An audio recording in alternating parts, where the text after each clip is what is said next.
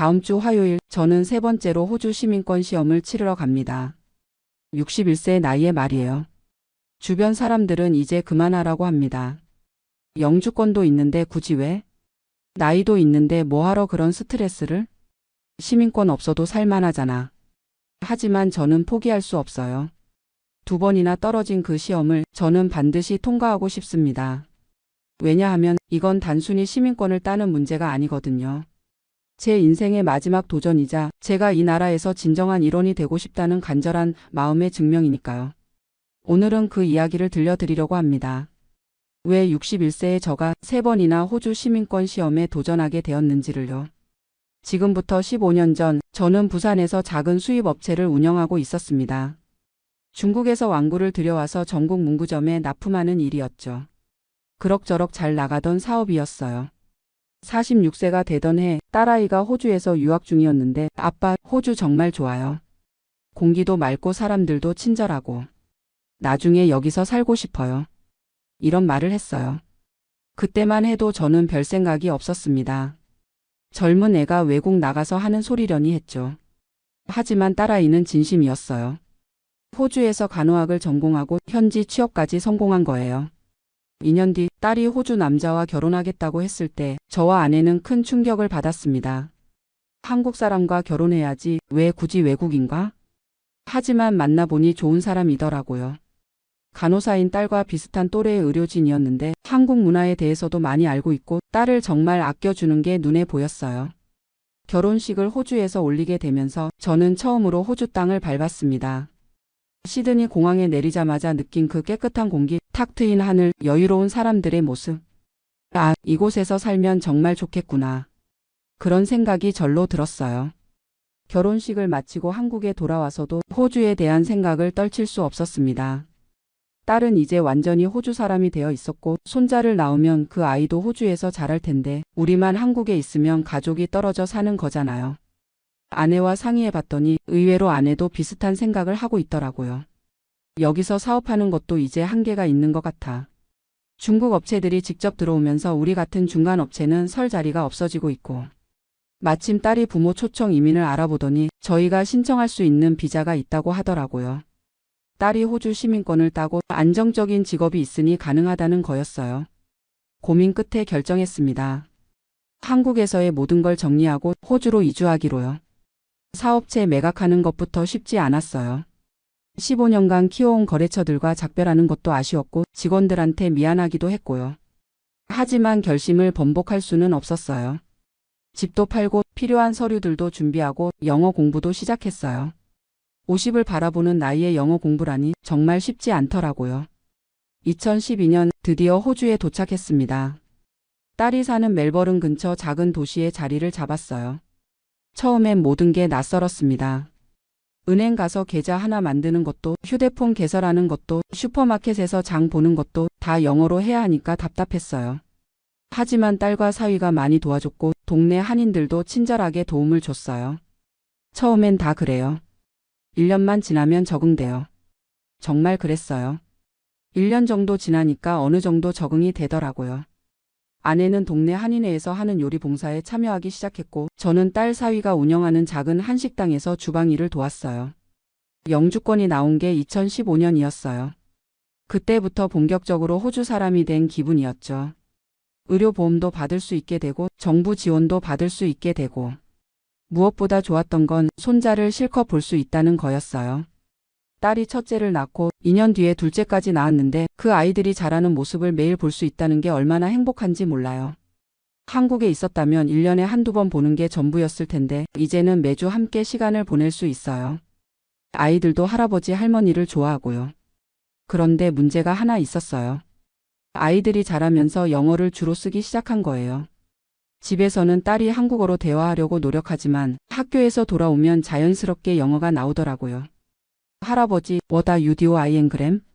이런 식으로 말하는 거예요. 저는 영어로 대답을 못하니까 아이들과의 대화가 점점 어려워지기 시작했어요. 딸이 통역을 해주지만 그것도 한계가 있잖아요. 그때 생각한 게 시민권이었어요. 시민권을 따려면 영어를 더 열심히 공부해야 하고 호주에 대해서도 더 많이 알아야 하잖아요. 그 과정에서 제가 더 나아질 수 있을 거라고 생각했거든요. 무엇보다 손자들한테 할아버지도 진짜 호주 사람이야 라고 말해주고 싶었어요. 영주권만 있으면 그냥 거주자이지만 시민권이 있으면 진짜 호주 사람이잖아요. 2018년 영주권을 받은 지 3년이 지나서 드디어 시민권 신청을 했습니다. 그때 제 나이가 57세였어요. 서류 심사는 무사히 통과했어요. 거주 기간도 충족했고 범죄 기록도 없고 세금도 성실히 냈으니까요. 문제는 시민권 시험이었어요. 20문제 중 15문제를 맞춰야 하는데 특히 호주의 가치에 관한 5문제는 모두 맞춰야 한다는 거였어요. 호주 시민권 우리의 공통된 유대라는 책자를 받았어요. 한국어 번역본도 있어서 다행이었죠. 하지만 시험은 영어로만 치러야 해요. 매일 3시간씩 공부했습니다. 호주의 역사, 정부 구조, 국기와 국가, 중요한 기념일들, 민주주의 원칙들. 외울 게 정말 많더라고요. 연방정부와 주정부, 하원과 상원, 총독의 역할, 대법원 시스템. 이런 걸 영어로 이해해야 하니까 단어 하나하나가 다 어려웠어요. 팔러먼트가 뭔지, 칸스터투션이 뭔지, 디마크러시가 정확히 어떤 의미인지. 아내도 함께 공부했어요. 서로 문제를 내주면서 준비했죠. 총독의 역할이 뭐야? 3단계 정부가 뭐야? 호주의 국화가 뭐야? 6개월 동안 열심히 준비해서 첫 번째 시험을 치렀어요. 2019년 3월이었죠. 컴퓨터 앞에 앉아서 시험을 치는 건데 긴장이 정말 많이 됐어요. 문제가 하나씩 나오는데 영어로 된 문제를 읽고 이해하는 것부터 쉽지 않았어요. What is the name of the AUSTRALIAN National Anthem? 이런 문제는 쉬웠어요. 답이 ADVNC AUSTRALIFAI 하니까요. 하지만 좀 복잡한 문제들은 정말 어려웠어요. Which of the FOLLOWIN gram is a responsibility of AUSTRALIAN citizens? 이런 문제에서 보기를 읽는데 단어들이 헷갈리더라고요. 시험 시간은 45분인데 저는 거의 40분을 다 써서 답했어요. 마지막에 검토할 시간도 별로 없었고요. 결과는 13문제 맞춰서 불합격. 75%인 15문제를 못 맞춘 거죠. 정말 속상했어요. 그렇게 열심히 공부했는데 이 문제가 모자라다니. 무엇보다 호주의 가치에 관한 문제 중 하나를 틀렸다는 게 치명적이었어요. 그 부분을 한 문제라도 틀리면 무조건 불합격이거든요. People in AUSTRALIA should make an effort to learn English. 이 문장이 호주의 가치와 일치하는지 묻는 문제였는데 저는 true라고 답했어요. 당연히 맞는 얘기라고 생각했거든요. 하지만 정답은 false였어요.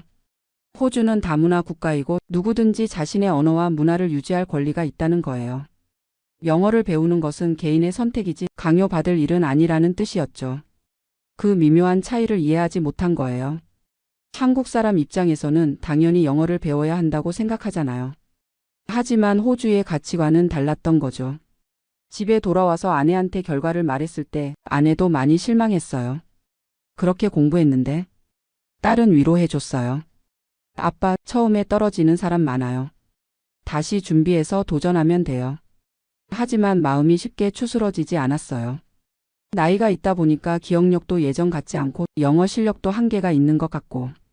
그래도 포기할 수는 없었어요. 6개월 후에 다시 시험에 응시할 수 있다고 하니까 더 열심히 준비하기로 했어요. 이번에는 전략을 바꿨어요. 온라인에서 연습 시험을 많이 풀어봤고 현지 도서관에서 하는 시민권 준비반에도 참여했어요. 거기서 저와 비슷한 상황의 사람들을 많이 만났어요. 60대 그리스 할머니, 50대 베트남 아저씨, 40대 중국 아줌마. 모두들 시민권을 따기 위해서 열심히 공부하고 있었어요. 서로 정보도 나누고 어려운 부분은 같이 토론하기도 했고요. 호주의 가치라는 부분이 정말 까다로웠어요. 단순히 암기하는 게 아니라 호주 사회의 철학을 이해해야 하는 거더라고요. 예를 들어 AUSTRALIA is a classless society라는 명제가 있어요. 이게 호주의 가치와 일치하는지 묻는 문제인데 답은 false예요. 왜냐하면 호주는 완전히 계급이 없는 사회는 아니지만 모든 사람이 평등한 기회를 가져야 한다는 가치를 중시한다는 뜻이거든요. 이런 미묘한 차이를 이해하는 게 정말 어려웠어요. 두 번째 시험은 2019년 10월에 쳤어요. 이번에는 좀 더 자신 있게 임했죠. 연습 시험에서는 거의 만점을 받았으니까요. 하지만 실제 시험은 또 달랐어요. 연습할 때는 안 나왔던 문제들이 나오더라고요. What happened in AUSTRALIA 안일 제뉴에리 1900일? 이런 문제가 나왔는데 연방 결성일이라는 건 알았지만 영어로 뭐라고 답해야 할지 헷갈렸어요. Federation of AUSTRALIA인지 코밀리미터 when WALTH of AUSTRALIA인지 시험을 치고 나서 느낌이 좋지 않았어요. 역시나 결과는 14문제 맞춰서 또 불합격. 1문제가 모자랐어요. 이번에는 호주의 가치 부분은 다 맞췄는데 일반 상식 부분에서 실수가 있었나 봐요. 정말 기운이 빠졌어요. 두 번째 도전도 실패하다니. 내가 너무 무리한 건 아닐까? 그런 생각이 들기 시작했어요. 주변에서도 이제 그만하라는 얘기가 나오기 시작했어요. 영주권만 있어도 살기에는 불편함이 없잖아. 나이도 있는데 무리하지 마. 하지만 제 마음 한편에는 여전히 아쉬움이 남아 있었어요. 여기까지 왔는데 포기하기가 아까웠거든요. 게다가 손자들이 점점 자라면서 할아버지가 시민권이 없다는 걸 의식하기 시작하는 것 같았어요. 학교에서 시티 전십데이 행사가 있을 때 할아버지는 왜 AUSTRALIAN 시터전이 아니야? 이런 질문을 하더라고요. 딸이 설명해 주긴 했지만 아이들 입장에서는 이해하기 어려운 것 같았어요. 왜 할아버지만 다른지. 그래서 마음을 다잡았어요. 세 번째 도전을 하기로 결심한 거예요. 이번이 마지막이라고 생각하고 정말 모든 걸 걸어보자고요. 2020년에는 코로나 때문에 시험이 중단됐어요. 오히려 더 준비할 시간이 생긴 셈이죠. 집에 있는 시간이 많아지니까 하루 종일 공부에만 매달릴 수 있었어요. 이번에는 정말 체계적으로 준비했어요. 먼저 영어 실력부터 늘리기로 했어요. 시민권 시험 내용을 이해하는 것도 중요하지만 문제 자체를 정확히 읽고 이해하는 게 더 중요하다고 생각했거든요. 현지 영어 학원에 등록했어요. 60세가 넘어서 학원에 다니는 게 쑥스럽긴 했지만 목표가 있으니까 참을 만했어요. 학원에서 만난 선생님이 정말 좋았어요. 저의 상황을 이해하고 시민권 시험에 맞춘 영어 공부를 도와줬거든요. 문제를 읽을 때는 핵심 단어를 먼저 파악하세요. who, what, when, where, why 중에서 무엇을 묻는 건지부터 알아야 해요. 그런 기술적인 부분들을 많이 배웠어요. 문제를 빨리 읽고 정확히 이해하는 방법, 헷갈리는 단어들을 구분하는 방법. 1년 넘게 준비한 끝에 드디어 세 번째 시험 날짜를 잡았어요. 2022년 5월. 제 나이 61세가 되는 해였죠. 이번에는 정말 자신 있었어요. 연습 시험에서는 항상 18문제 이상을 맞췄고 호주의 가치 부분도 완벽하게 이해했다고 생각했거든요. 하지만 막상 시험장에 가니까 또 긴장이 되더라고요. 심장이 빨리 뛰고 손에 땀이 나고 이번이 마지막이다. 반드시 합격해야 한다. 그런 부담감이 있었나 봐요. 시험 문제들을 하나씩 풀어나가는데 중간에 정말 어려운 문제가 나왔어요. In AUSTRALIA, can you NCOU 아러그램이 어퍼선 to vote for a political party? 이런 문제였는데 답이 yes인지 no인지 헷갈렸어요. 호주는 의무투표제니까 정치 활동을 제한할 것 같기도 하고 민주주의 국가니까 자유로운 의견 표현을 허용할 것 같기도 하고 결국 yes라고 답했는데 나중에 알고 보니 정답이었어요. 호주는 자유로운 정치적 의견 표현을 보장하거든요. 하지만 다른 문제에서 실수가 있었나 봐요. 결과는 또 14문제 맞춰서 불합격. 세 번째 도전도 실패한 거예요. 정말 절망적이었어요. 이제 정말 포기해야 하나 싶었죠. 내 능력으론 안 되는 건가? 아내도 이번에는 이제 그만하자고 하더라고요. 영주권만 있어도 충분해. 나이 들어서 그런 스트레스 받지 말자. 딸도 비슷한 얘기를 했어요. 아빠, 시민권이 없어도 우리 가족인 건 변하지 않아요. 아이들도 할아버지 할머니를 똑같이 사랑해요. 하지만 저는 마음이 쉽게 정리되지 않았어요. 뭔가 미완성인 채로 끝나는 기분이었거든요. 그러던 중에 한 가지 깨달음이 있었어요. 제가 시민권에 집착하는 이유가 단순히 자격증을 따기 위한 게 아니라는 걸요. 저는 이 나라에서 진정한 일원이 되고 싶었던 거예요. 그냥 거주하는 사람이 아니라 이 나라의 역사와 가치를 이해하고 책임감을 가지고 참여하는 시민이 되고 싶었던 거죠. 세 번의 시험 준비 과정에서 저는 호주에 대해 정말 많은 걸 배웠어요. 단순히 시험을 위한 암기가 아니라 이 나라가 어떻게 만들어졌고 어떤 가치를 추구하는지 어떤 도전들을 겪어왔는지 원주민들의 역사, 이민자들의 기여, 다문화주의 정책, 민주주의의 발전 과정 이런 것들을 공부하면서 제가 한국에서 가져온 편견들도 많이 바뀌었어요. 예를 들어 한국에서는 열심히 일하는 게 최고라는 생각이 강하잖아요. 하지만 호주에서는 일과 삶의 균형을 더 중시하더라고요. FAIRDINKUM이라는 호주 특유의 표현이 있어요. 정직하고 공정한이라는 뜻인데 이런 가치가 호주 사회 전반에 깊이 배어 있다는 걸 느꼈어요. 시험에 떨어질 때마다 좌절했지만 그 과정에서 제가 더 나은 사람이 되어가고 있다는 생각이 들었어요. 영어 실력도 늘었고 호주 사회에 대한 이해도 깊어졌고 무엇보다 포기하지 않는 제 자신을 발견한 게 가장 큰 수확이었어요. 61세의 나이에도 새로운 도전을 할 수 있다는 자신감. 그래서 결심했어요. 네 번째 도전을 하기로. 주변 사람들은 모두 말렸어요. 이제 그만해. 3번이나 떨어졌는데 네 번째가 될 것 같아. 하지만 저는 확신이 있었어요. 이전의 실패들이 헛된 게 아니라 모두 다음 성공을 위한 밑거름이었다는 걸요. 네 번째 시험 준비는 이전과 달랐어요. 이번에는 완벽을 추구하기보다는 실수를 최소화하는 데 집중했어요. 문제를 읽을 때 더 신중하게 읽고 확실하지 않은 답은 다시 한번 생각해보고 시간 관리도 더 철저히 하고 특히 컴퓨터 조작에 익숙해지는 연습을 많이 했어요. 시험이 컴퓨터로 치러지는데 저 같은 연세에는 그것도 쉽지 않거든요.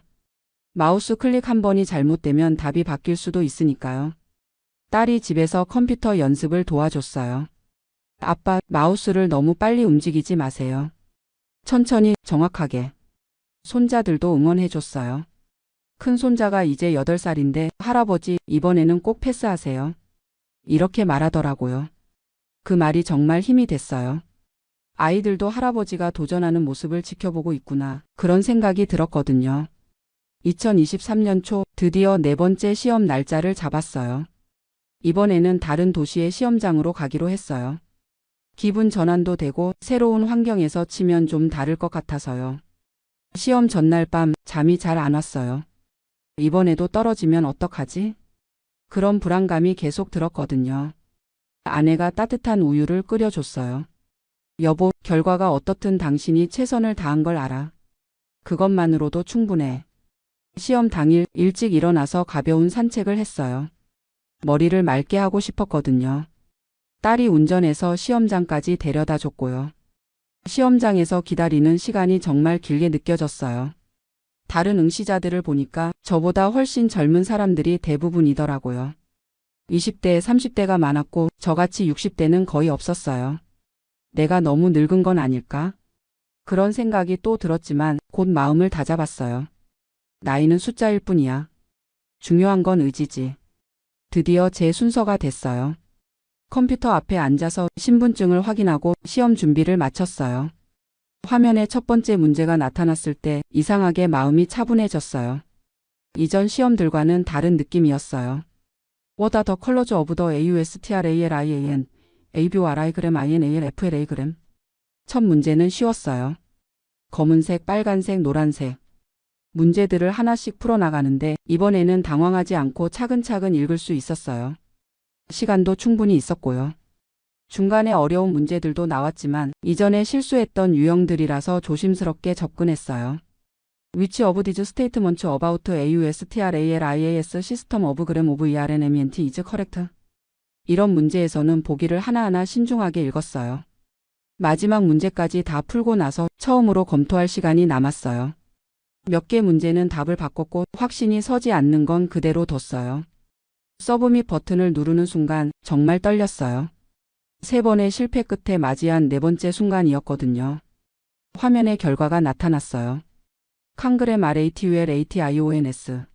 You have passed the AUSTRALIAN CT 전십 테스트. 처음에는 믿기지 않았어요. 다시 한번 읽어봤는데 정말 패스트라고 써 있더라고요.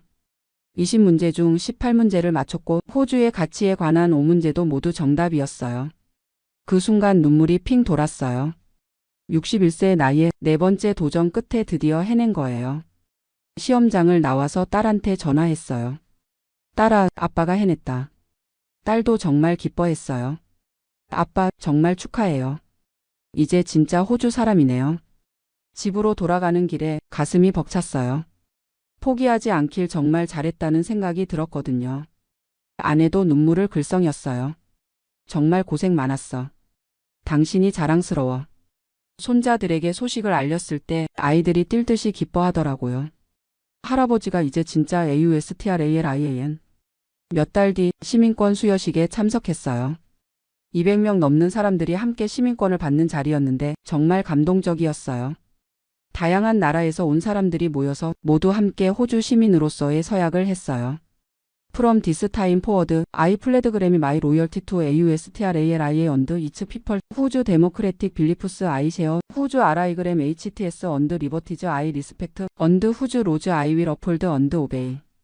이 서약문을 읽을 때 정말 진심으로 말할 수 있었어요. 4년간의 준비 과정에서 진정으로 호주의 가치를 이해하게 됐거든요. 시민권 증서를 받는 순간 지금까지의 모든 고생이 보상받는 기분이었어요. 61세에 시작한 도전, 3번의 실패, 포기하고 싶었던 순간들. 모든 게 이 순간을 위한 과정이었구나, 그런 생각이 들었어요. 이제 저는 진정한 호주 시민입니다. 투표권도 있고 배심원으로 선발될 수도 있고 이 나라의 미래에 대해 목소리를 낼 수 있어요. 무엇보다 손자들과 똑같은 신분이 됐다는 게 가장 기뻐요. 이제 아이들이 할아버지도 AUSTRALIAN 시터전이야 라고 자랑스럽게 말할 수 있어요. 돌이켜보면 시민권 시험은 단순한 자격 시험이 아니었어요. 저 자신을 성장시키고 새로운 문화를 이해하고 포기하지 않는 정신력을 기르는 과정이었어요. 61세의 나이에도 새로운 도전을 할 수 있다는 걸 증명한 거죠. 나이는 핑계가 될 수 없다는 걸 제가 몸소 보여준 거예요. 지금도 가끔 시민권 시험을 준비하는 한인분들을 만나면 제 경험담을 들려드려요. 포기하지 마세요. 나이는 상관없어요. 중요한 건 의지예요. 특히 저처럼 나이가 있으신 분들께는 더욱 용기를 드리고 싶어요. 늦었다고 생각할 때가 가장 빠를 때입니다. 시민권을 딴 후로 제 삶이 많이 달라졌어요. 영어 실력도 늘었고 호주 사회에 대한 이해도 깊어졌고 무엇보다 자신감이 생겼어요. 이제는 한인의 활동에도 적극적으로 참여하고 있어요. 새로 이민 온 분들에게 정착 도움을 주는 일도 하고요. 제가 겪었던 어려움을 바탕으로 다른 분들께 도움이 될 수 있는 조언을 드릴 수 있거든요. 손자들과의 관계도 더 가까워졌어요. 영어 공부를 하면서 아이들과 대화도 늘었고 할아버지가 정말 대단해 라는 말을 들을 때마다 뿌듯해요. 아내도 저를 보는 눈이 달라졌다고 해요. 당신이 이렇게 의지가 강한 줄 몰랐어. 정말로 이 도전을 통해서 저 자신도 몰랐던 제 모습을 발견했어요. 61세까지 살면서 이런 큰 도전을 해본 적이 없었거든요. 한국에서는 나이 들면 새로운 걸 배우거나 도전하는 걸 포기하는 경우가 많잖아요. 나이가 몇인데 뭘 새로 시작해? 이런 시선들이 있고요. 하지만 호주에서는 다르더라고요. 나이와 상관없이 새로운 도전을 응원해주는 문화가 있어요. 시민권 수여식에서도 80세가 넘은 할머니가 시민권을 받는 걸 봤거든요. 그분도 몇 번의 시도 끝에 성공했다고 하더라고요. 나이는 정말 상관없는 거예요. 이제 다음 목표를 생각하고 있어요. 손자들이 더 자라면 함께 호주 곳곳을 여행하면서 제가 배운 호주의 역사와 문화를 알려주고 싶어요. 할아버지가 어떻게 호주 시민이 됐는지, 그 과정에서 뭘 배웠는지, 이 나라가 얼마나 좋은 곳인지. 그런 이야기들을 들려주면서 아이들이 자신의 정체성에 대해 자부심을 가질 수 있도록 도와주고 싶어요. 마지막으로 지금 이 글을 듣고 계신 분들 중에서 저와 비슷한 도전을 앞두고 계신 분들이 있다면 꼭 말씀드리고 싶은 게 있어요. 나이를 핑계로 포기하지 마세요. 한 번, 두 번 실패해도 좌절하지 마세요. 중요한 건 결과가 아니라 그 과정에서 얻는 성장이에요. 저는 61세에 시민권을 땄지만 사실 그보다 더 큰 걸 얻었어요.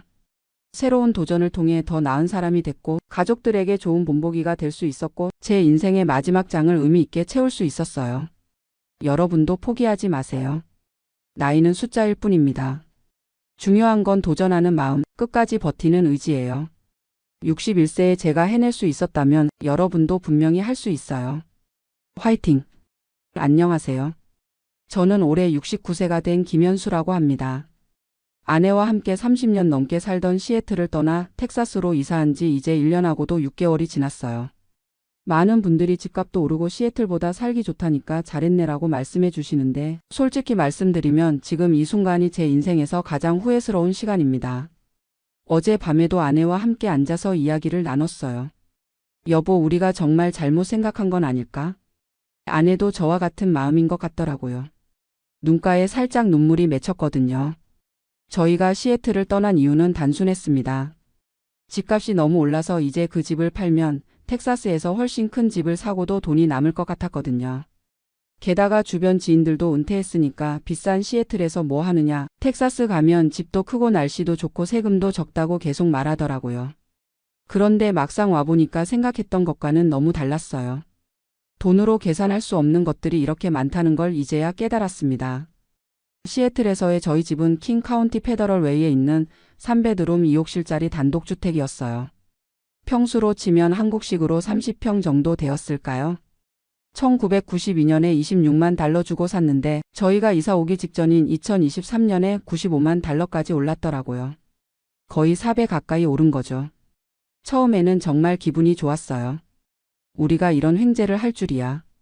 그런데 문제는 그 돈을 어디에 쓰느냐는 거였죠. 시애틀에서 더 좋은 집으로 이사하자니 그것도 만만치 않게 비싸더라고요. 그러던 차에 아내 동생이 텍사스 플레이노에 살고 있다가 연락이 온 거예요. 형님, 요즘 시애틀 사람들이 다들 텍사스로 오더라. 여기는 집도 크고 좋고 무엇보다 소득세가 없어서 은퇴한 사람들한테는 천국이야.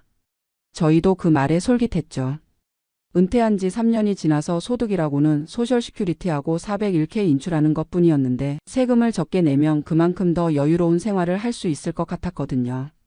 그해 여름에 아내와 함께 텍사스 정차를 다녀왔어요. 플레이노 지역을 둘러보는데 정말 깔끔하더라고요. 새로 지은 집들도 많고 쇼핑몰도 가깝고 무엇보다 시애틀 집값의 3분의 2 정도면 훨씬 큰 집을 살 수 있다는 게 매력적이었어요. 저희가 본 집은 4베드룸 3욕실의 2층 집이었는데 마당도 넓고 차고도 3대들이 들어가는 크기였어요. 가격은 65만 달러. 시애틀 집을 팔면 30만 달러 정도는 현금으로 남을 계산이었죠. 여보, 이 정도면 괜찮은 것 같은데? 아내도 집이 마음에 들어 했어요. 특히 1층에 마스터 베드룸이 있어서 나이 들어서도 계단 오르내릴 걱정이 없다는 점이 좋았거든요. 그렇게 저희는 2023년 가을부터 본격적으로 이사 준비를 시작했어요. 시애틀 집은 생각보다 빨리 팔렸어요. 리스팅 올린 지 2주 만에 풀 프라이스 오퍼가 들어왔거든요.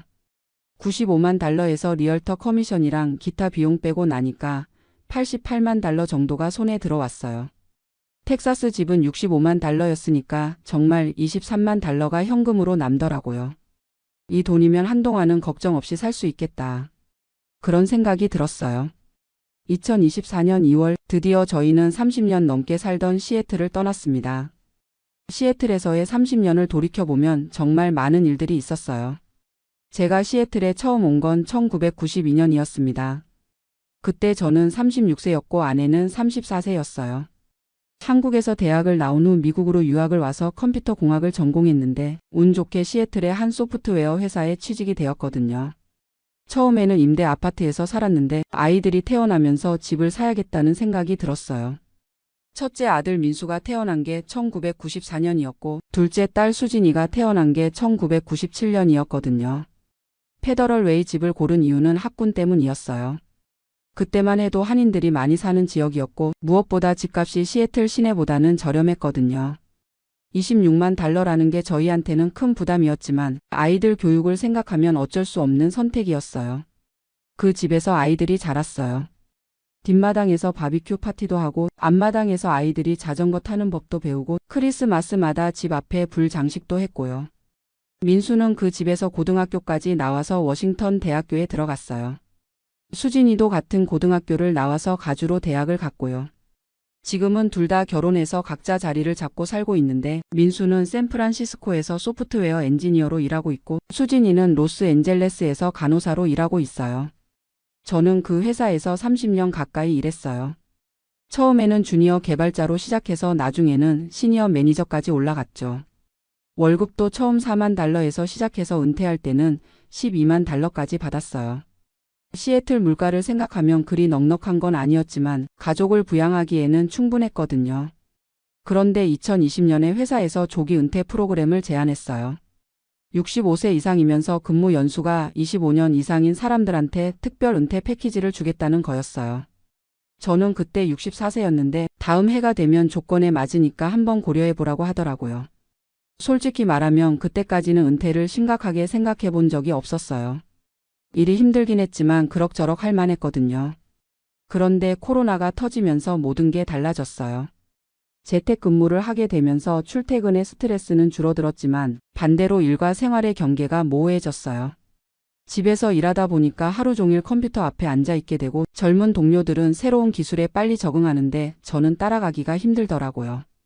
화상회의도 익숙하지 않고 새로운 업무 도구들도 배우기 어렵고 그러던 중에 2021년에 회사에서 정식으로 조기 은퇴를 제안했어요.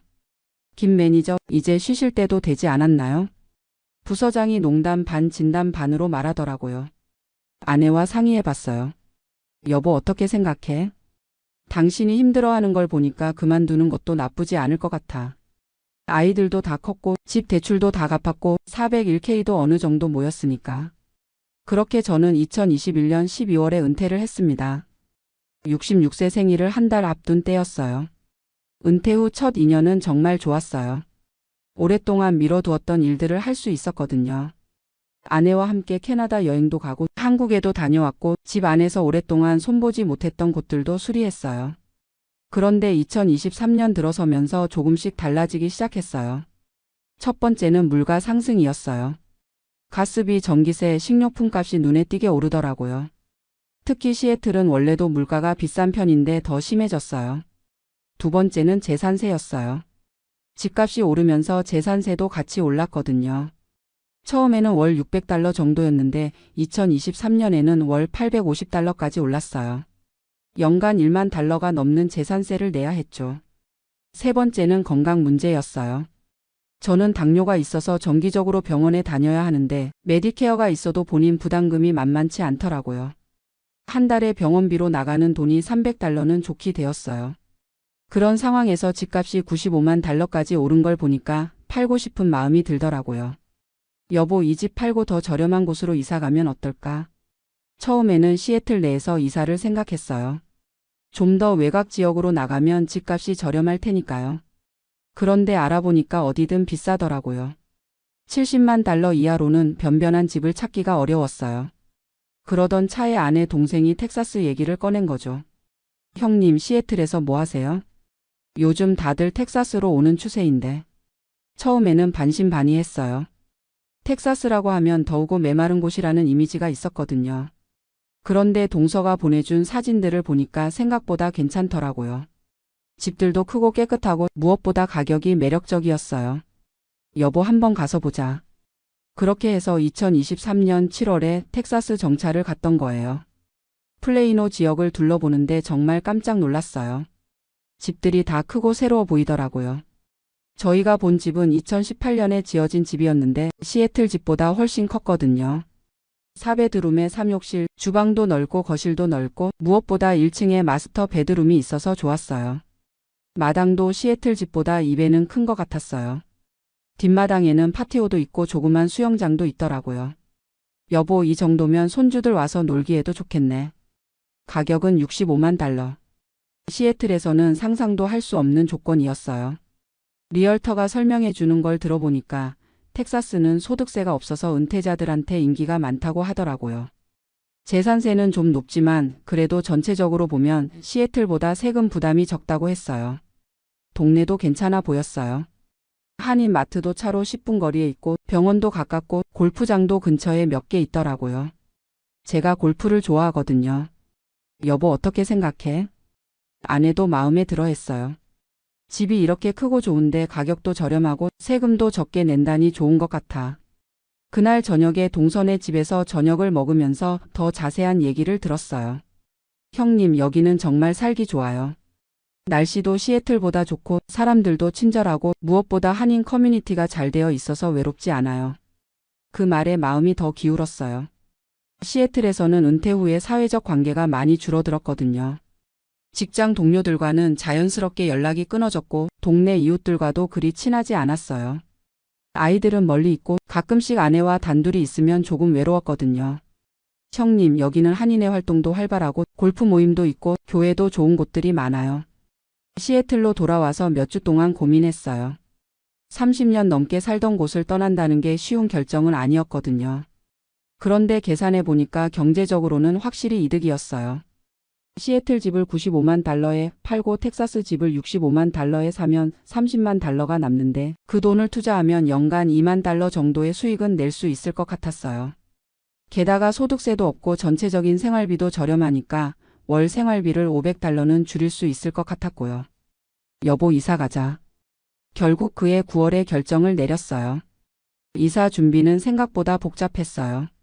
30년 동안 모은 물건들을 정리하는 것부터 시작해서 이사업체 알아보고 각종 서류 정리하고 새 주소로 우편물 전달 신청하고 가장 힘든 건 물건 정리였어요. 아이들이 어렸을 때 쓰던 장난감들, 가족 사진들, 오래된 가구들. 버릴 수도 없고 다 가져갈 수도 없고. 결국 중요한 것들만 추려서 가져가기로 했어요. 시애틀 집은 예상보다 빨리 팔렸어요. 리스팅 올린 지 2주 만에 5팀이 오퍼를 냈거든요.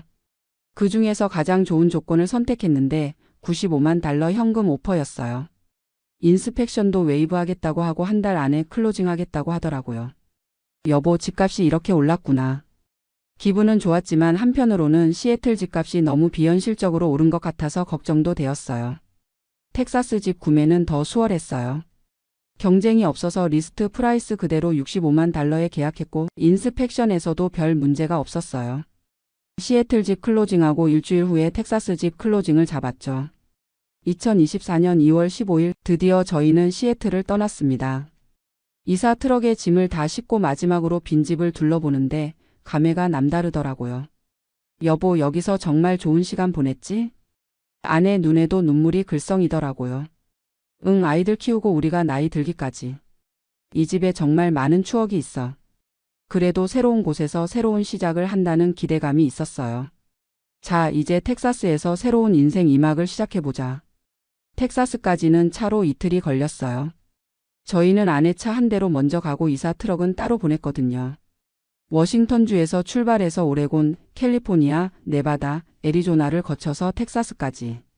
정말 긴 여행이었어요. 텍사스에 도착한 첫날 밤 새 집에서 간단하게 중국 음식을 시켜 먹으면서 아내와 이야기했어요. 여보 우리 잘한 거 맞지? 그럼 집도 이렇게 크고 좋고 앞으로 좋은 일만 있을 거야. 그때만 해도 정말 그렇게 생각했어요. 첫 몇 달은 정말 좋았어요. 새 집에 적응하느라 바쁘기도 했고 모든 게 신기하고 재미있었거든요. 집이 크다 보니까 가구도 더 사야 했어요. 시애틀 집에서 쓰던 가구들로는 넓은 공간을 다 채울 수가 없더라고요. 특히 거실이 정말 넓어서 소파랑 TV를 새로 샀어요. 마당 관리도 새로운 경험이었어요. 시애틀에서는 그래도 비가 자주 와서 잔디가 알아서 자랐는데 텍사스는 건조해서 스프링클러를 매일 틀어줘야 하더라고요. 처음에는 재미있었어요. 여보 우리 집 마당 좀 봐. 진짜 미국 드라마에 나오는 것 같지? 동네 사람들도 친절했어요. 이사 온 첫 주에 옆집 아주머니가 홈메이드 쿠키를 가져다 주시더라고요. 웰컴 투 더 네이버후드. 영어가 그리 유창하지 않은 저희한테도 천천히 말해주시고 동서 덕분에 한인 커뮤니티에도 빨리 들어갈 수 있었어요. 한인회에서 하는 모임에도 참석하고 골프 모임에도 나가고 교회도 다니기 시작했어요. 형님 어때요? 여기 생활이? 동서가 물어보면 정말 좋다고 대답했어요. 실제로 그때는 만족스러웠거든요. 그런데 여름이 시작되면서 첫 번째 충격이 왔어요. 전기세였어요. 5월까지는 한 달에 150달러 정도 나왔는데 6월부터 에어컨을 틀기 시작하니까 갑자기 400달러가 넘게 나오는 거예요. 7월에는 600달러, 8월에는 거의 800달러까지 나왔어요. 여보 이게 뭔 전기세야? 시애틀에서는 여름에도 에어컨을 거의 안 틀었거든요. 서늘해서 선풍기 정도면 충분했는데 텍사스 여름은 정말 견딜 수가 없더라고요. 낮에는 화씨 100도가 넘어가고 밤에도 85도 밑으로 안 내려가고 에어컨을 안 틀면 집 안이 사우나가 되어버려요. 이럴 줄 알았으면 미리 알아봤을 텐데. 처음에는 저희 집만 그런 줄 알았는데 이웃들한테 물어보니까 다들 여름 전기세가 600달러에서 800달러는 기본이라고 하더라고요. 두 번째 충격은 재산세였어요.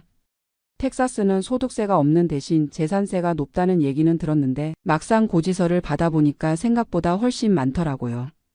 65만 달러 집에 연간 재산세가 1만 3천 달러. 월로 치면 1080달러예요.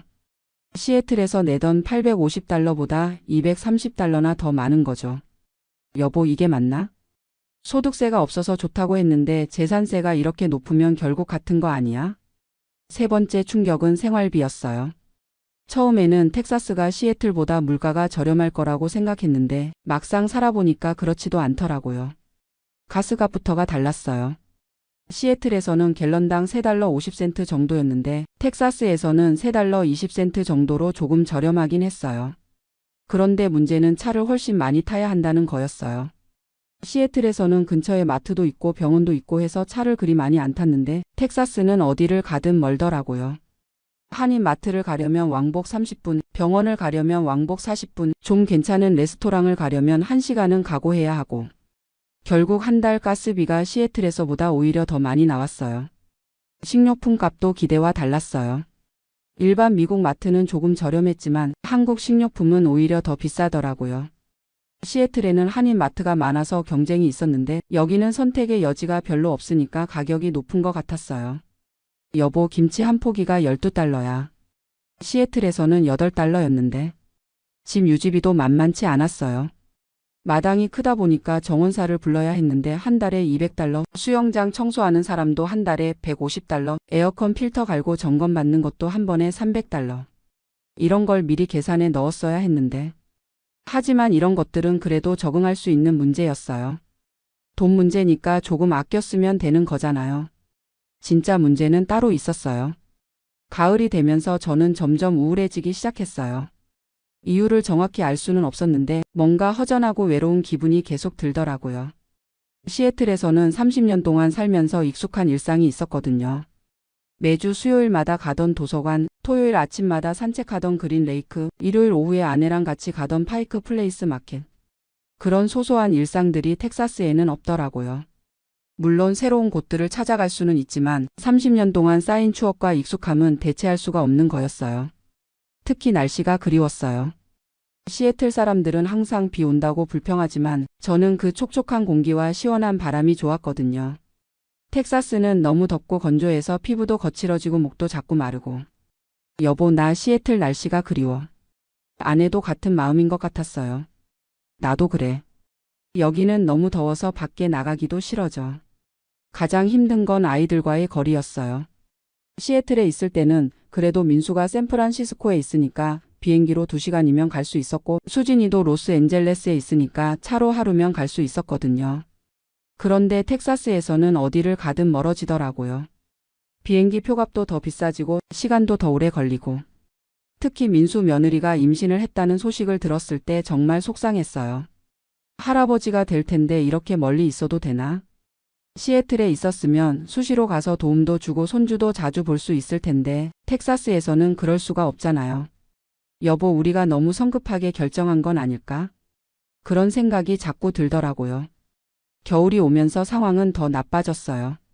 텍사스 겨울이 따뜻할 거라고 생각했는데 생각보다 춥더라고요. 특히 올해 2월에는 눈까지 와서 정전까지 됐어요. 하루 종일 전기가 안 와서 난방도 안 되고 온수도 안 나오고. 그때 정말 내가 왜 여기 있지? 라는 생각이 들었어요. 시애틀에서는 정전이 된 적이 거의 없었거든요. 인프라가 훨씬 안정적이었어요. 그리고 그때 깨달은 게 하나 더 있어요. 텍사스에서는 이웃들과의 관계가 시애틀과 다르더라고요. 시애틀에서는 이웃들이 조용하고 서로 간섭 안 하는 편이었는데 텍사스에서는 이웃들이 너무 친근하려고 해서 오히려 부담스러웠어요. 하이 미스터 김. 오늘 날씨 좋죠?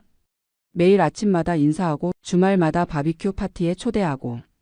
처음에는 좋다고 생각했는데 시간이 지나면서 조금 피곤해지더라고요. 저희는 조용히 살고 싶은데 자꾸 사교 활동을 강요하는 것 같았어요. 한인 커뮤니티도 마찬가지였어요. 시애틀에서는 한인 커뮤니티가 있긴 했지만 선택사항이었거든요. 참여하고 싶으면 하고 아니면 안 해도 되고. 그런데 텍사스에서는 한인 커뮤니티가 너무 끈끈해서 오히려 숨이 막히더라고요. 누가 어디서 뭘 했는지 다들 알고 안 나오면 왜 안 나와? 라고 연락 오고. 여보, 우리가 너무 다른 곳으로 온 것 같아. 결정타는 올해 3월에 일어났어요. 민수 며느리가 아기를 낳은 거예요. 민수한테서 전화가 왔어요. 아빠 아들 낳았어요. 정말 기뻤어요. 첫 손자잖아요. 축하한다, 민수야. 할아버지가 빨리 가서 보고 싶다. 그런데 바로 비행기표를 알아보니까 3,000달러가 넘더라고요. 왕복이긴 하지만 텍사스에서 샌프란시스코까지가 이렇게 비싼 줄 몰랐어요. 여보, 표값이 너무 비싸네. 그래도 가야지. 첫 손자인데. 결국 비행기표를 끊고 샌프란시스코에 다녀왔는데 그때 정말 많은 생각이 들었어요. 손자를 처음 안아보는데 너무 예쁘더라고요. 우리 손자 참 이쁘다. 그런데 한편으로는 이런 생각이 들었어요. 내가 여기 있었으면 며느리 산후조리도 도와주고 손자도 자주 보고 할 수 있을 텐데. 며느리가 말하더라고요. 아버님, 할아버지가 가까이 계시면 좋을 텐데요. 아이 봐달라고 부탁드릴 수도 있고. 그 말이 가슴에 콕 박혔어요. 샌프란시스코에서 사흘 있다가 텍사스로 돌아오는 비행기 안에서 아내와 이야기했어요. 여보, 우리가 정말 잘못 생각한 것 같아. 나도 그런 생각이 들어. 돈이 다가 아닌 것 같아. 집에 돌아와서 계산해 봤어요. 처음에 기대했던 경제적 이득이 실제로는 그렇게 크지 않더라고요. 재산세가 월 1,080달러니까 시애틀보다 230달러 더 많이 내고, 여름 전기세가 평균 700달러니까 시애틀보다 400달러 더 많이 내고, 가스비나 기타 생활비도 생각보다 절약이 안 되고, 월 1,000달러 정도는 더 나가는 것 같았어요. 소득세를 안 낸다고 해도 저희는 은퇴자라서 원래 소득세를 많이 안 냈거든요. 소셜 시큐리티는 일부만 과세되고 401k 인출도 세율이 낮고. 여보, 계산해 보니까 우리가 절약하는 게 별로 없네. 게다가 집값도 예상과 달리 오르지 않더라고요. 저희가 65만 달러에 산 집이 1년 반이 지났는데도 여전히 비슷한 가격이에요.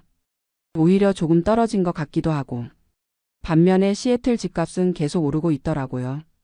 저희가 95만 달러에 판 집이 지금은 105만 달러 정도 된다고 해요.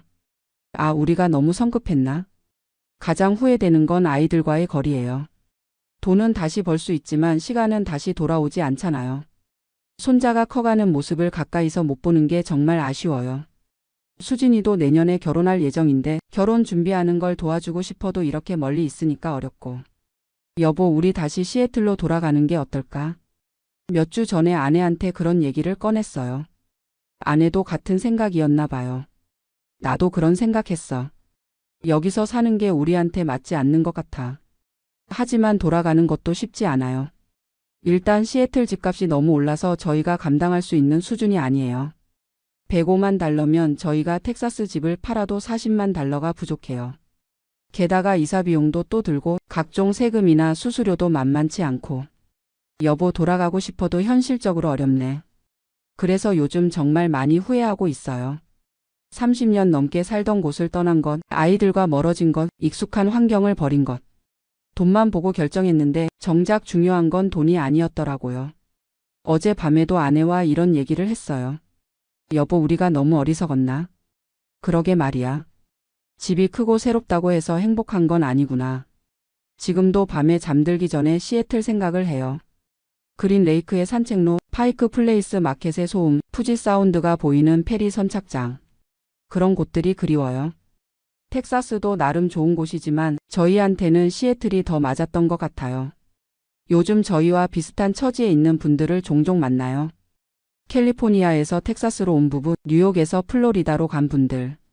다들 비슷한 이유로 이사를 왔는데 막상 와보니까 생각과 다르다고 하더라고요. 집값 때문에 이사 왔는데 정작 중요한 건 집값이 아니었다니까요. 저희만의 문제가 아닌 것 같아요. 은퇴하신 분들이 흔히 겪는 문제인 것 같더라고요. 그래도 후회만 하고 있을 수는 없잖아요. 이제 와서 돌아갈 수도 없고 여기서 적응해서 살아야죠. 최근에는 마음가짐을 바꾸려고 노력하고 있어요. 텍사스의 좋은 점들을 찾아보려고 하고 새로운 취미도 찾아보고 아이들과는 화상통화를 자주 하려고 하고 손자도 한 달에 한 번은 보러 가려고 해요. 비행기표가 비싸긴 하지만 그래도 할아버지 역할은 해야죠. 그리고 언젠가는 기회가 되면 시애틀 근처로 다시 돌아가고 싶어요. 꼭 시애틀이 아니어도 워싱턴주나 오레곤주라도. 아이들과 가까운 곳으로 말이에요. 지금 이 이야기를 들으시는 분들 중에서도 은퇴 후 이사를 고민하시는 분들이 계실 텐데 저희 경험이 조금이라도 도움이 되었으면 좋겠어요. 경제적인 계산도 중요하지만 그것만으로는 부족해요. 가족과의 거리, 익숙한 환경, 사회적 관계 그런 것들도 다 고려해야 해요. 특히 나이가 들수록 새로운 환경에 적응하기가 어려워지니까 신중하게 결정하시기 바라요. 저희는 아직도 적응하고 있는 중이에요.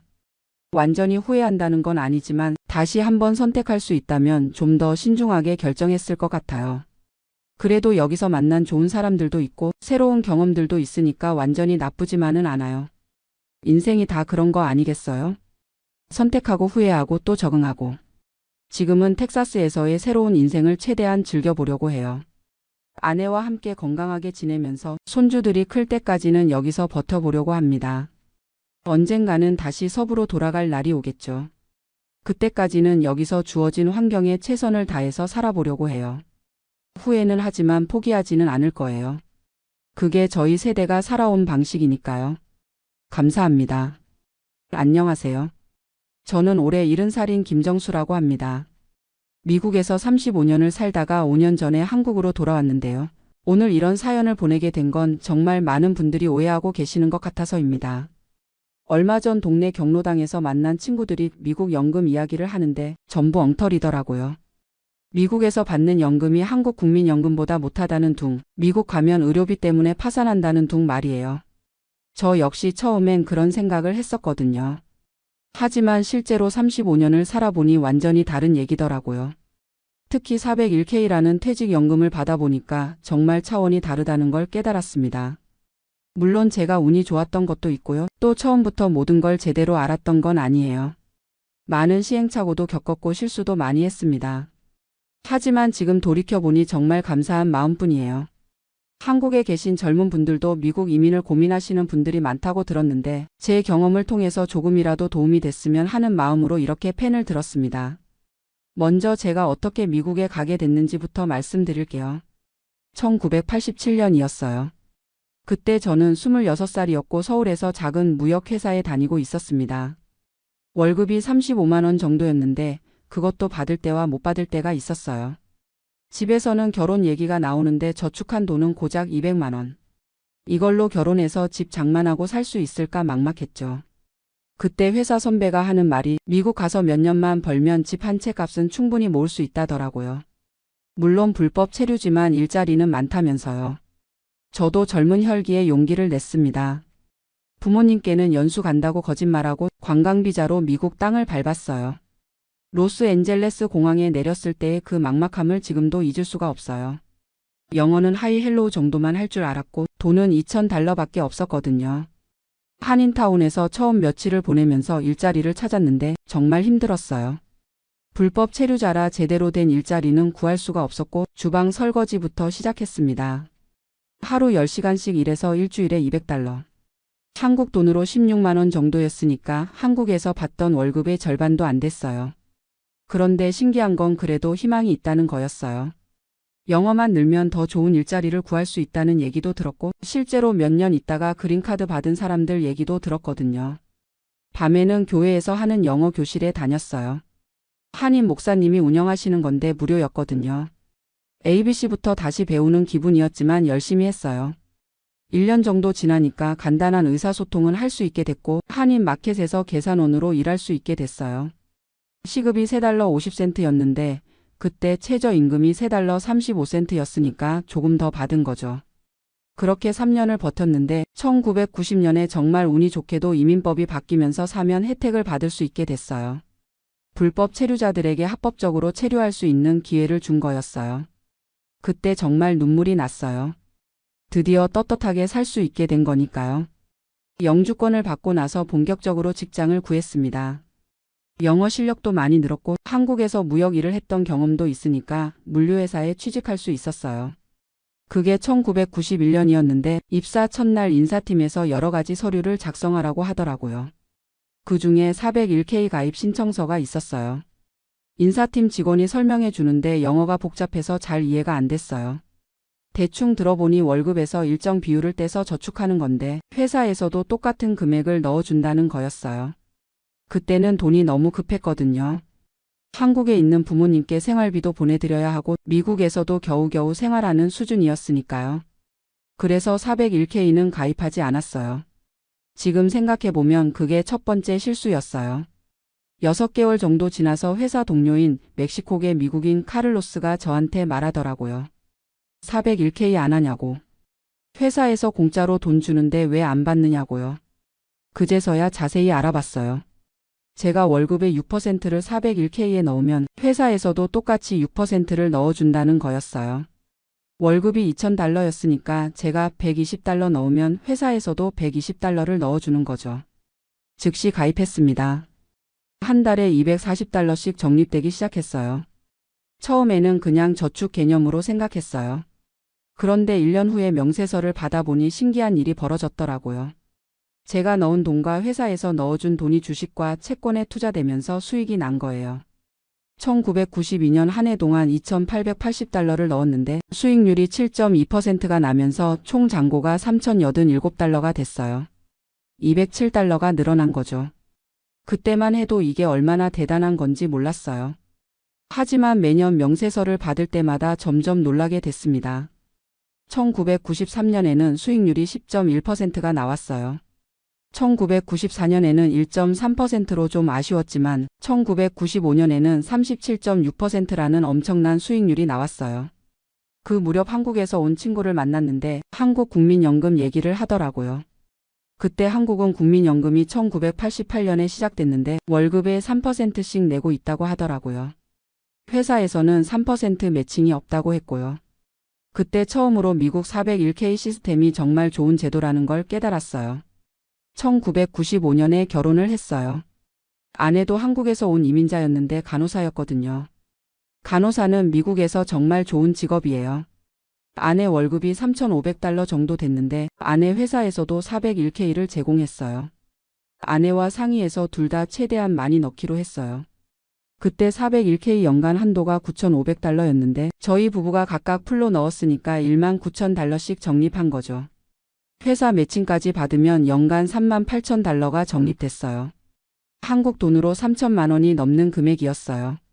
그때 한국 직장인 평균 연봉이 1천만 원 정도였으니까 정말 큰 돈이었죠. 1997년에 첫 아이가 태어났어요. 아들이었는데 이름을 마이클이라고 지었어요. 아내가 육아휴직을 하면서 소득이 줄었지만 401K 적립은 계속했어요. 그런데 1997년에 한국에서 IMF 사태가 터졌잖아요. 한국에 있는 친구들이 전화해서 하는 얘기가 정말 참담했어요. 대기업도 망하고 실업률이 치솟고 국민연금도 위험하다는 얘기가 나왔다고 하더라고요. 그때 정말 미국 온 걸 잘했다는 생각이 들었어요. 물론 미국도 완벽한 건 아니지만 적어도 401K는 개인 계좌라서 정부가 어떻게 될지 몰라도 내 돈은 내 돈이니까요. 2000년에 둘째 딸이 태어났어요. 사라라고 이름을 지었는데 아이들 교육비 때문에 지출이 늘어났지만 401K 적립은 계속했어요. 2000년부터 2002년까지는 닷컴 버블이 터지면서 401K 잔고가 많이 줄었어요. 정말 마음이 아팠죠. 하지만 회사 재무팀에서 하는 교육을 들어보니 장기적으로 보라고 하더라고요. 시장은 오르락 내리락 하지만 30년, 40년 장기로 보면 연평균 8%에서 10% 수익률을 기대할 수 있다고 했어요. 실제로 2003년부터 2007년까지는 정말 좋았어요. 연평균 12% 이상의 수익률이 나왔거든요. 2008년에 또 금융위기가 왔지만 이번에는 당황하지 않았어요. 오히려 더 많이 넣었어요. 주식이 쌀 때 더 많이 사는 거니까 장기적으로는 유리하다고 생각했거든요. 그렇게 35년을 채우고 2026년에 은퇴했어요. 은퇴할 때 401K 잔고를 보고 정말 깜짝 놀랐어요. 총 잔고가 $120만 였어요. 한국 돈으로 15억 원이 넘는 금액이었거든요. 35년 동안 제가 넣은 돈이 총 $42만, 회사에서 매칭해준 돈이 $42만, 그리고 투자 수익이 $36만 였어요. 연평균 수익률을 계산해보니 9.3%가 나왔더라고요. 정말 미국 주식시장의 장기 성장률과 비슷하게 나온 거였어요. 은퇴하고 나서 401K에서 돈을 빼기 시작했는데 세금을 내야 하지만 그래도 매월 $4,000씩 받을 수 있어요. 4% 출금 원칙이라고 하는데 원금을 건드리지 않고 평생 받을 수 있는 금액이라고 하더라고요. 거기에 소셜 시큐리티도 받아요. 35년 동안 꼬박꼬박 사회보장세를 냈으니까 월 $2,400를 받아요. 즉 매월 $6,400를 받는 거예요. 한국 돈으로 840만 원 정도 되죠. 그런데 한국에 돌아와서 친구들 얘기를 들어보니 완전히 다른 세상이더라고요.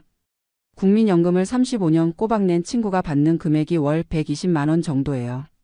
최상위 그룹에 속하는 금액이라고 하더라고요. 대부분은 60만 원에서 80만 원 수준이라고 했어요. 제가 받는 840만 원과 비교하면 정말 10배 차이가 나는 거예요. 처음에는 환율 차이 때문인가 싶었어요.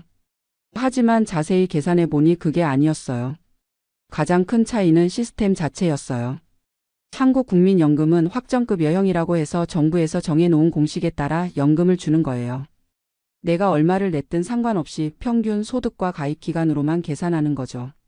반면 401k는 확정기여형이라고 해서 내가 넣은 돈과 투자 수익이 그대로 내 몫이 되는 거예요. 더 많이 넣고 더 좋은 수익률을 올리면 그만큼 더 많이 받는 거죠. 또 다른 차이는 투자 방식이에요. 한국국민연금은 정부에서 돈을 모아서 투자하는데 안전한 투자를 선호해서 수익률이 낮아요. 연평균 4%에서 5% 정도라고 들었어요. 하지만 401k는 개인이 직접 투자 옵션을 선택할 수 있어요. 저는 주식펀드 80%, 채권펀드 20%로 배분했는데 장기적으로 9% 이상의 수익률을 올릴 수 있었어요. 세 번째 차이는 회사 매칭이에요. 미국은 대부분의 회사에서 401k 매칭을 해줘요. 제가 6% 넣으면 회사에서도 6% 넣어주는 거죠. 이건 정말 공짜 돈이에요. 하지만 한국국민연금은 개인이 4.5%, 회사가 4.5% 내는 건 맞지만 이게 개인 계좌로 가는 게 아니라 공동기금으로 가는 거예요. 그래서 내가 낸 돈이 내 몫이라는 보장이 없어요. 네 번째는 상속 문제예요. 401k는 완전히 개인 재산이라서 제가 죽으면 아내나 자녀들이 상속받을 수 있어요. 하지만 한국국민연금은 개인이 죽으면 유족연금으로 일부만 받을 수 있다고 하더라고요. 이런 차이점들을 보면서 정말 시스템이 중요하다는 걸 깨달았어요. 물론 미국 생활이 쉬웠던 건 아니에요. 의료보험 문제도 있었고 아이들 교육비도 만만치 않았어요. 하지만 65세가 되니까 메디케어라는 정부 의료보험이 나와서 의료비 부담이 크게 줄었어요. 거기에 서플리먼트 보험까지 들면 의료비는 거의 걱정 없어요. 아이들도 잘 컸어요. 마이클은 UC 버클리에서 컴퓨터 공학을 전공했고 지금 구글에서 소프트웨어 엔지니어로 일해요. 사라는 USC에서 의예과를 졸업하고 지금 레지던트 과정 중이에요. 학비가 많이 들긴 했지만 401k 때문에 여유가 있었어요. 실제로 은퇴 후에도 생활에 전혀 지장이 없으니까 참 다행이라는 생각이 들어요. 한국에 돌아온 이유는 부모님 때문이었어요. 아버지께서 치매에 걸리셔서 누군가 돌봐드려야 했거든요. 다행히 미국 시민권자라서 소셜 시큐리티는 한국에서도 계속 받을 수 있어요. 401k도 온라인으로 관리하면서 필요할 때마다 인출하고 있고요. 한국에서 생활해보니 401k 덕분에 정말 여유로워요. 매월 840만 원이면 한국에서는 정말 넉넉하게 살 수 있거든요. 요즘 젊은 분들 얘기를 들어보면 노후가 걱정이라고 하시던데 정말 이해가 돼요. 국민연금만으로는 노후 생활이 어려우니까요. 그래서 개인연금이나 퇴직연금에 관심을 가져야 한다고 생각해요. 특히 한국도 요즘 퇴직연금 제도가 많이 발달했다고 들었어요. 확정기여형 DC형 퇴직연금이라고 하던데 이게 미국 401k와 비슷한 시스템이라고 하더라고요. 만약 젊은 분들이 미국 이민을 고려하신다면 401k를 적극 활용하라고 말씀드리고 싶어요. 첫째, 회사에서 매칭을 해준다면 반드시 최대한 넣으세요. 이건 정말 공짜 돈이에요. 월급이 아무리 적어도 매칭 받을 수 있는 만큼은 꼭 넣으세요. 둘째, 장기 투자 관점을 가지세요. 주식시장은 단기적으로 오르락내리락 하지만 20년, 30년 장기로 보면 꾸준히 성장해요. 단기 변동에 일희일비하지 말고 꾸준히 적립하세요. 셋째, 가능하면 매년 한도를 늘려가세요. 처음에는 적게 시작하더라도 승진하고 월급이 오르면 기여 비율을 늘리세요. 저도 처음에는 6%로 시작했지만 나중에는 15%까지 올렸어요. 넷째, 다양한 펀드에 분산 투자하세요. 저는 주식 80%, 채권 20%로 했지만 나이가 들수록 보수적으로 바꿔가는 게 좋아요. 다섯째, 절대 중간에 빼지 마세요. 401k는 59.5세 이전에 빼면 페널티가 있어요. 정말 급한 상황이 아니면 건드리지 마세요. 마지막으로 세금 계획을 세우세요. 401k는 넣을 때는 세금을 안 내지만 뺄 때 내야 해요. 로스 401k라는 것도 있는데 이건 넣을 때 세금을 내고 뺄 때는 면제예요.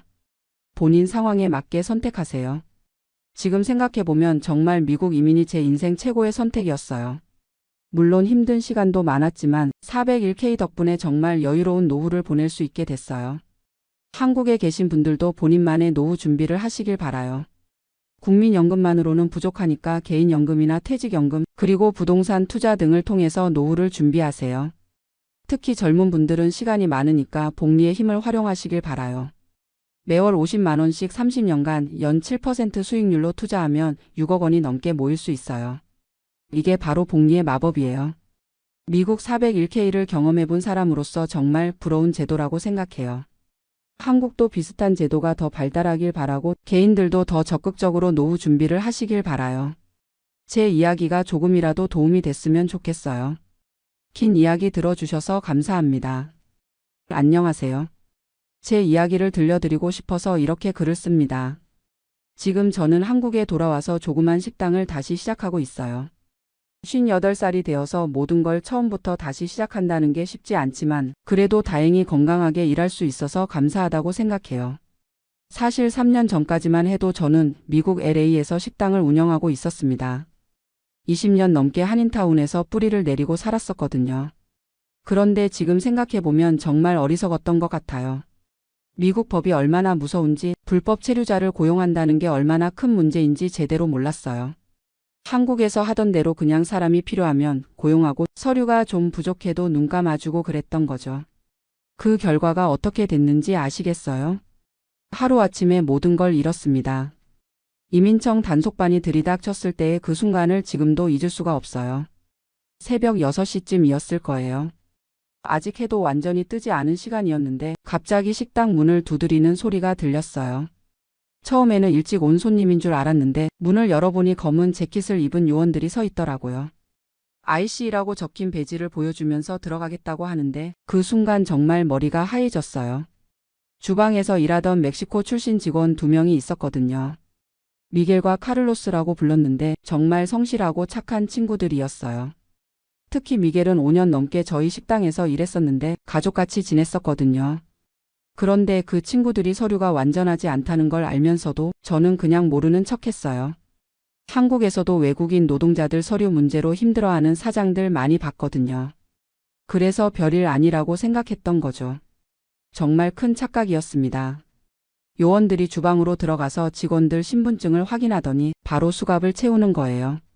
미겔이 저를 보면서 미안하다는 표정을 짓는데 저도 어떻게 해야 할지 몰라서 그냥 서 있을 수밖에 없었어요. 그리고 저한테도 사무실로 와서 직원들 고용 관련 서류를 보여달라고 하더라고요. ISO 폼이라는 걸 제대로 작성했는지 세금 서류는 어떻게 되어 있는지 다 확인하는 거예요. 솔직히 말씀드리면 저는 그런 서류들을 제대로 관리하지 않았어요. 영어도 완벽하지 않고 미국 법규도 잘 모르니까 그냥 대충 넘어갔던 거죠. 회계사한테 맡겨두긴 했는데 그분도 한국 사람이라 미국 이민법까지는 잘 모르셨나 봐요. 아니면 알면서도 그냥 눈 감아 주신 걸 수도 있고요.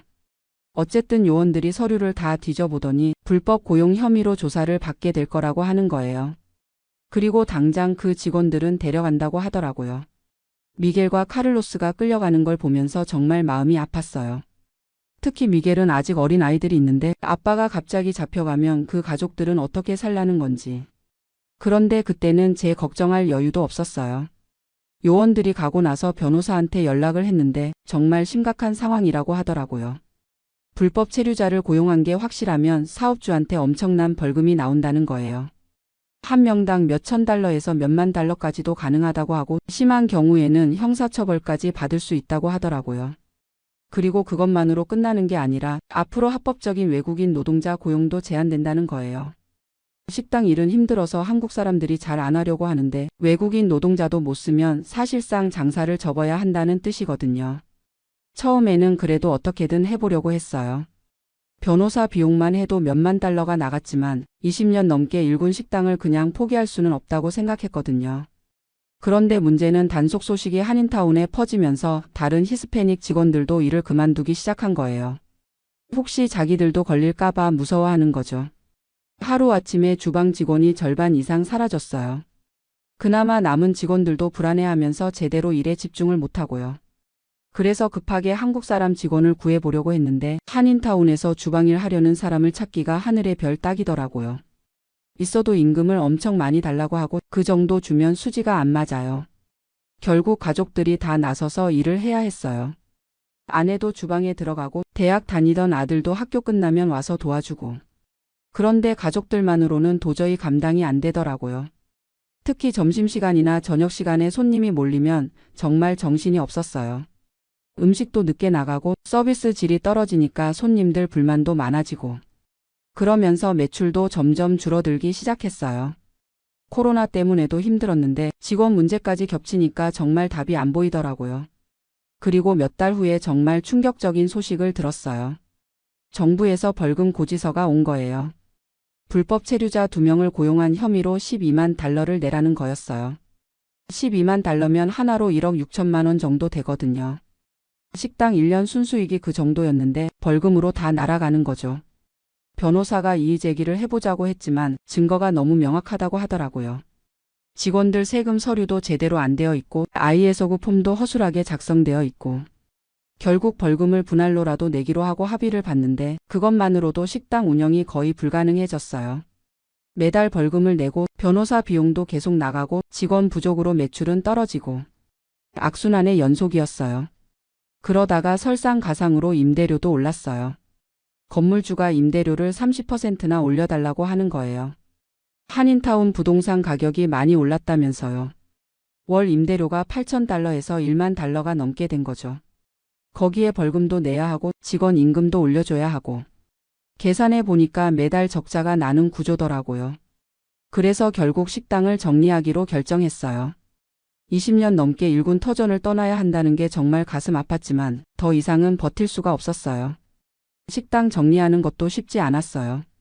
장비들 처분하고 임대 계약 정리하고 남은 직원들 마지막 급여 주고 다 정리하고 나니까 손에 남은 돈이 거의 없더라고요. 20년 동안 모은 돈이 1년 만에 다 날아간 거죠. 그래서 한국으로 돌아올 수밖에 없었어요. 아이들은 미국에서 계속 공부하고 싶어 했지만 더 이상 뒷받침해줄 경제적 여유가 없었거든요. 한국에 돌아온 지 이제 3년 정도 됐어요. 처음에는 정말 막막했어요. 58살에 다시 처음부터 시작한다는 게 쉽지 않더라고요. 그래도 다행히 한국에서는 외국인 노동자 고용 시스템이 제대로 되어 있더라고요. 고용어 과제라고 해서 정부에서 관리하는 시스템이 있어요. 서류만 제대로 갖춰서 신청하면 합법적으로 외국인 노동자를 고용할 수 있어요. 물론 절차가 좀 복잡하긴 하지만 미국에서 겪은 일을 생각하면 이 정도는 아무것도 아니에요. 지금은 서울 외곽에서 조그만 한식당을 운영하고 있어요. 미국에서 하던 것보다는 훨씬 작지만 그래도 제 가게니까 뿌듯해요. 베트남 출신 직원 1명과 한국 아르바이트생 2명이 함께 일하고 있는데 모든 서류를 완벽하게 갖춰서 고용했어요. 고용어 과제로 온 친구라서 비자도 문제없고 세금이나 보험도 다 제대로 처리하고 있어요. 미국에서 실수했던 걸 반복하고 싶지 않거든요. 베트남 친구는 한국어도 꽤 잘하고 성실해요. 미국에서 일했던 미겔이나 카를로스처럼 착한 친구예요. 차이점이 있다면 이번에는 모든 게 합법적이라는 거죠. 가끔 미국에 있는 아들한테서 연락이 와요. LA 한인타운 소식도 들려주고 제가 있던 자리에 다른 식당이 들어갔다는 얘기도 해주고요. 그럴 때마다 조금 서운한 마음도 들지만 그래도 지금이 더 마음 편해요. 밤에 잠들 때 언제 이민청에서 들이닥칠지 걱정할 필요가 없거든요. 요즘 뉴스를 보면 미국에서 불법 체류자 단속이 더 강화됐다고 하더라고요. 트럼프 대통령이 바뀌면서 이민 정책이 더 엄격해졌다는 얘기도 들어요. 한인타운 식당들도 많이 힘들어한다고 하더라고요. 히스패닉 직원들이 무서워서 일을 안 나오고 그래서 문을 닫는 식당들도 있다고 해요. 저와 비슷한 상황을 겪는 분들이 많이 있을 거예요. 그런 분들께 드리고 싶은 말씀은 미국 법은 정말 무섭다는 거예요. 한국에서는 어느 정도 융통성이 있다고 해도 미국에서는 절대 그렇지 않아요. 특히 이민법은 정말 엄격해서 조금이라도 어기면 큰일 나요. 저도 처음에는 다른 사람들도 다 그렇게 한다고 생각했어요. 한인타운 식당들 보면 히스패닉 직원들 많이 쓰니까 별 문제 없을 거라고 안일하게 생각했던 거죠. 그런데 나중에 알고 보니까 제대로 된 서류 없이 고용하는 건 정말 위험한 일이었어요. 다른 사장들은 어떻게 했는지 모르겠지만 아마 저보다 더 조심스럽게 했을 거예요. 혹시 미국에서 사업하시는 분들 계시면 꼭 변호사나 회계사한테 제대로 상담 받으시길 바라요. 특히 직원 고용할 때는 서류를 완벽하게 갖춰야 해요. ISO 폼이라는 걸 정확하게 작성해야 하고 직원 신분을 제대로 확인해야 해요. 조금이라도 의심스러우면 고용하지 마세요. 단기적으로는 인건비를 아낄 수 있을지 모르지만 나중에 걸리면 그 몇 배의 손해를 보게 돼요. 저는 2명 고용한 것 때문에 $12만 벌금을 냈지만 요즘에는 벌금이 더 올랐다고 들었어요. 한 명당 몇만 달러씩 나온다고 하더라고요. 그리고 벌금만 내고 끝나는 게 아니라 앞으로 합법적인 외국인 노동자 고용도 제한돼요. 사실상 사업을 접어야 하는 상황이 되는 거죠. 지금 생각해보면 제가 너무 무지했던 것 같아요. 미국에 20년 넘게 살면서도 이민법에 대해서는 제대로 알려고 하지 않았어요. 그냥 다른 사람들 따라하면 될 거라고 안일하게 생각했던 거죠. 특히 한국 사람들은 정이 많아서 어려운 처지에 있는 외국인 노동자들을 보면 도와주고 싶은 마음이 생기잖아요. 저도 미겔이나 카를로스가 가족 먹여 살리려고 열심히 일하는 모습을 보니까 서류가 좀 부족해도 눈 감아주고 싶었어요. 그런데 그런 선의가 결국 모두에게 독이 됐어요. 저는 사업을 접어야 했고 그 친구들은 추방당했을 가능성이 높고 물론 그 친구들도 불법 체류자 신분인 걸 알면서도 일을 했으니까 잘못이 없다고는 할 수 없어요. 하지만 그래도 가족을 위해서 열심히 일했던 사람들인데 하루아침에 쫓겨나는 걸 보니까 마음이 아프더라고요. 한국에 돌아와서 새로 시작한 식당은 규모는 작지만 만족스러워요. 모든 걸 합법적으로 하고 있으니까 마음이 편하거든요. 베트남 직원도 정말 열심히 해주고 있어요. 한국어 공부도 열심히 하고 한국 음식 만드는 것도 빨리 배우고 가끔 그 친구가 고향 가족 얘기를 할 때를 보면 미국에서 일했던 미겔이나 카를로스 생각이 나요. 다들 가족을 위해서 타국에서 고생하는 건 마찬가지니까요. 차이점이 있다면 이번에는 모든 게 떳떳하다는 거예요. 정부에서 인정해주는 시스템을 통해서 온 거고 제대로 된 비자도 있고 세금이나 보험도 다 처리되어 있고 그래서 혹시 단속이 와도 전혀 걱정이 없어요. 오히려 당당하게 서류를 보여줄 수 있거든요. 물론 한국의 고용어 과제도 완벽하지는 않아요. 신청하고 승인받기까지 시간도 오래 걸리고 절차도 좀 복잡하고 그래도 미국에서 겪은 일을 생각하면 이 정도는 아무것도 아니에요. 조금 불편하더라도 합법적으로 하는 게 훨씬 낫거든요. 요즘에는 가끔 한국에 있는 다른 식당 사장들하고도 얘기를 나눠요. 외국인 노동자 고용 문제나 사업 운영에 대해서 서로 정보도 공유하고.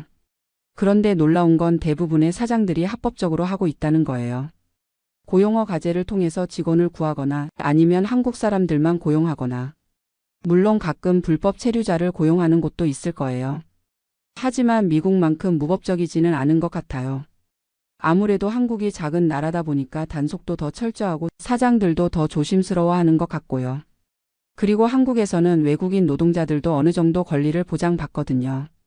최저임금도 보장되고 산재보험도 가입되고 부당한 대우를 받으면 신고할 수 있는 시스템도 있고 미국에서는 불법 체류자들이 아무런 보호를 받지 못하니까 나쁜 사장들이 막 부려먹을 수도 있잖아요. 임금을 안 주거나 위험한 일을 시켜도 신고할 수가 없으니까. 그런 면에서는 한국이 더 인간적인 것 같아요. 지금 저희 식당에서 일하는 베트남 친구도 처음에는 걱정이 많았어요. 한국 와서 일하는 게 어떨지, 한국 사람들이 자기를 어떻게 대할지. 그런데 지금은 꽤 만족스러워하는 것 같아요. 한국어도 늘고 한국 음식도 만들 줄 알게 되고 무엇보다 안전하게 일할 수 있다는 게 좋다고 하더라고요. 3년 계약으로 왔는데 연장도 가능하다고 하니까 더 오래 있을 생각도 하고 있어요. 저도 그 친구가 오래 있었으면 좋겠어요. 이제 한국 음식 만드는 것도 능숙해졌고 손님들하고도 간단한 한국어로 대화할 수 있거든요. 가끔 그 친구를 보면서 미국에서 일했던 미겔이나 카를로스 생각을 해요. 그 친구들도 지금 어디서 뭘 하고 있을까? 추방당했을 수도 있고 다른 곳에서 또 불법으로 일하고 있을 수도 있고 정말 안타까워요. 제가 조금만 더 신중했다면 적어도 그 친구들이 갑작스럽게 쫓겨나는 일은 없었을 텐데. 하지만 이미 지나간 일이니까 후회해봤자 소용없죠. 지금은 같은 실수를 반복하지 않는 게 중요해요. 앞으로도 절대로 불법적인 일은 하지 않을 거예요. 조금 불편하고 비용이 더 들더라도 모든 걸 합법적으로 처리할 거예요. 그게 결국은 모두에게 좋은 일이니까요. 저한테도 좋고 직원들한테도 좋고 나라에도 좋은 일이죠. 혹시 이 글을 읽으시는 분 중에 해외에서 사업하시는 분이 계시다면 꼭 현지 법률을 제대로 공부하시길 바라요. 특히 직원 고용과 관련된 법은 정말 중요해요. 당장은 비용이 더 들고 절차가 복잡할 수 있지만 나중에 큰 문제가 생기는 것보다는 훨씬 나아요. 저처럼 20년 넘게 일군 터전을 하루아침에 잃고 싶지 않으시다면 처음부터 제대로 하세요. 그리고 무엇보다 현지 법률 전문가의 도움을 받으세요. 혼자서 판단하지 마시고 변호사나 회계사 같은 전문가들한테 상담을 받으시길 바라요. 비용이 좀 들더라도 그게 결국은 더 경제적이에요. 지금 저는 한국에서 새로운 시작을 하고 있지만 그래도 후회는 없어요. 물론 미국에서의 실패가 아쉽긴 하지만 그 덕분에 많은 걸 배웠거든요. 법이라는 게 얼마나 중요한지, 합법적으로 사업한다는 게 얼마나 소중한지, 그리고 한국이라는 나라가 얼마나 좋은 곳인지도 새삼 느꼈어요.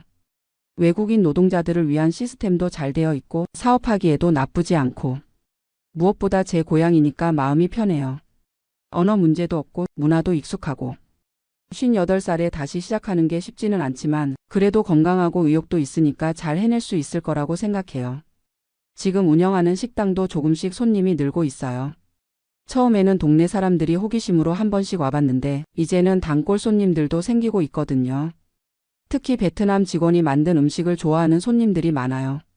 한국 음식에 약간의 동남아시아 풍미가 더해져서 독특하다고 하더라고요.